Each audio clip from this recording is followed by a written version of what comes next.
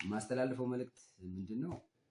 የመጀመሪያው የመማር ማስተማር ጉዳይ የኔ ጉዳይ ነው ብሎ መምህሩም እርሰ መምህሩም ከየትኛውም ወገን ነፃ ሆኖ ለማስተማር ኮሚትመንት ይዞና ተቋሙ የኔ ነው በሚል ስሜት ውስጥ ገብተው ወደ ስራ ከየትኛውም አካል ጋር ገለልተኛ ሆኖ ተነጋግረው ትምህርት ማስጀመር መቻል አለባቸው የሚል ሐሳብ አለኝ።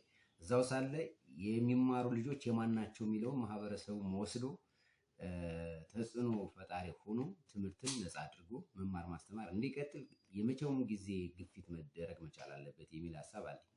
ከዚህ አኳያ ይህንን ምቹ ሁኔታ የመፍጠር ከበላይ ያሉ አመራሮችም ፖለቲካ አመራሩ ትምህርትን ትኩረት ሰጥቶ እንዲሰራና የትምህርት ጉዳይ የሁላችን ጉዳይ ነው ተብሎ መያዝ መቻል አለበት እና ይህንን ትኩረት ሰጥተው እንዲያግዙን እንዲደግፉን እንፈልጋለን።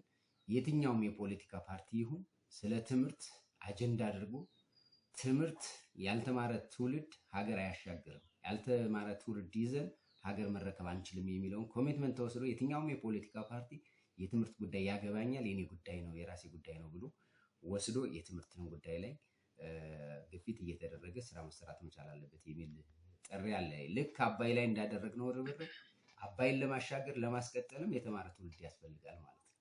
ስለዚህ የተማረ ትውልድ በሌለበት ሀገር ውስጥ ደግሞ ሀገርን እንደ ሀገር ማስቀጠል ስለማይቻል ማንኛውም ማህበረሰብ፣ ማንኛውም ታጋይ፣ ማንኛውም ፖለቲካ ፓርቲ የትምህርት ጉዳይ የኔ ጉዳይ ነው ብሎ አጀንዳ አድርጎ እንዲያግዘን እንዲደግፈን እንፈልጋለን ለማለት ነው የምፈልገው። በዚሁ አጋጣሚ ይህን ጥሪ ያስተላልፋለሁ ማለት ነው ለሁሉም ማህበረሰብ።